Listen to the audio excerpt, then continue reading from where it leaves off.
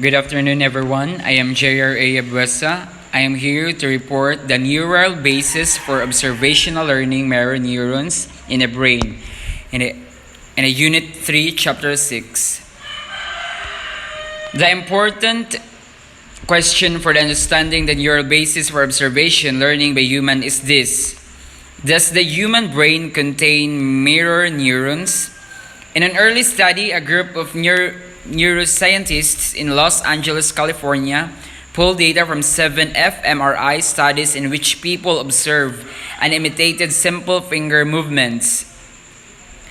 Researchers in Germany used fMRI to assess brain activity during the observation of whole body gymnastics movements. Their result showed that when participants were asked to observe with the intent to imagine themselves imitating the movements, activation was recorded in the supplementary motor area, or SMA, of the cortex.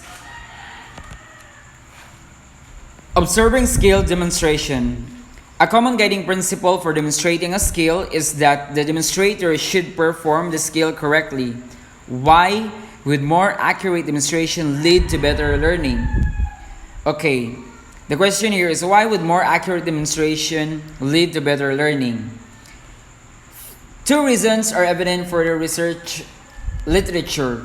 The first here is it is logical to expect the quality of performance resulting from the observing a demonstration to be related to the quality of the demonstration. And the second is an observer also perceives information about the strategy used by the model to solve the movement problem. Let's proceed to the novices, observing other novices practice.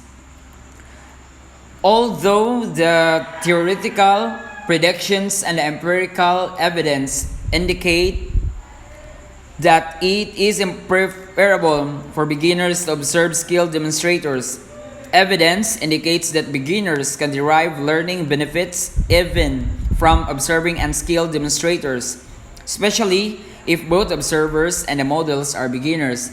So what this means is that the models are demonstrators, only the observers are watching them practice. So let's proceed to the timing and frequency of demonstrating a skill. This is one of the reasons for demonstrating a skill is to communicate how to perform the skill. For the beginner, demonstration provides an effective means of communicating the general movement pattern of the actions or skill. So as we discussed in chapter 4, Gentile considered this to be the goal of the first stage of learning. When applied to the use of demonstration, Gentile's view suggests two things. The first is that it is beneficial to demonstrate a skill before the person begins practicing it. The second here is that the instructor should continue demonstrating during practice as frequently as necessary. Let's proceed to auditory modeling. There are skills for which visual demonstration is less effective for learning than other forms of demonstration. For these types of skill, an auditory form of demonstration seems to work best. Our discussion so far has focused on visual demonstration. For these types of skill, an auditory form of demonstration seems to work best. When we say auditory, it pertains to hearing. The observer has the ability to identify, interpret, and attach meaning to sound. Let's proceed to the timing and frequency of demonstrating a skill.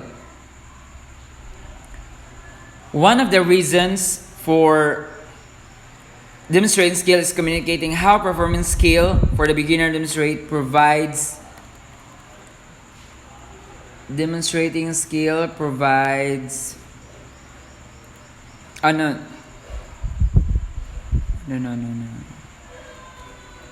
I'm sorry. Let's proceed to the cognitive mediation theory.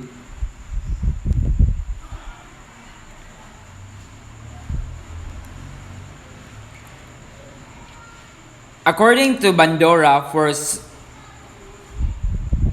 the predominant view is based on the work of Bandora 1986 concerning modeling and social learning. Number 1 here is according to Bandora, for sub-processes govern observational learning. So it involves what the person observes and the information he or she extracts from the model's action. The second is, the first is the attention process, which involves what the person observes and the information he or she extracts from the model's action. So the person transforms and restructures what he or she observes in a symbolic codes that the person stores in memory. Number 3. The second is the retention process.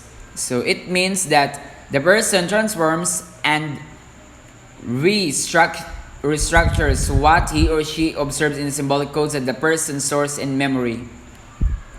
Lastly, the third behavior reproduction process involves the intensives of motivation to perform the modeled action.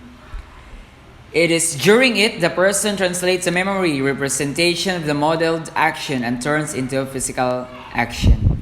Let's proceed to the last slide for the dynamic view of modeling. Scully and Newell propose the dynamic view of modeling as an alternative to Bandora's theory. The verbal here is, when we say dynamic, the dynamic view questions the need for a symbolic coding step or the memory representation step between the observation of the model action and the physical performance of that action.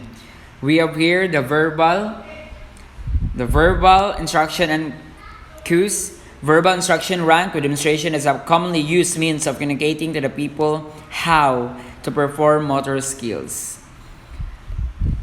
Thank you for listening. God bless us all.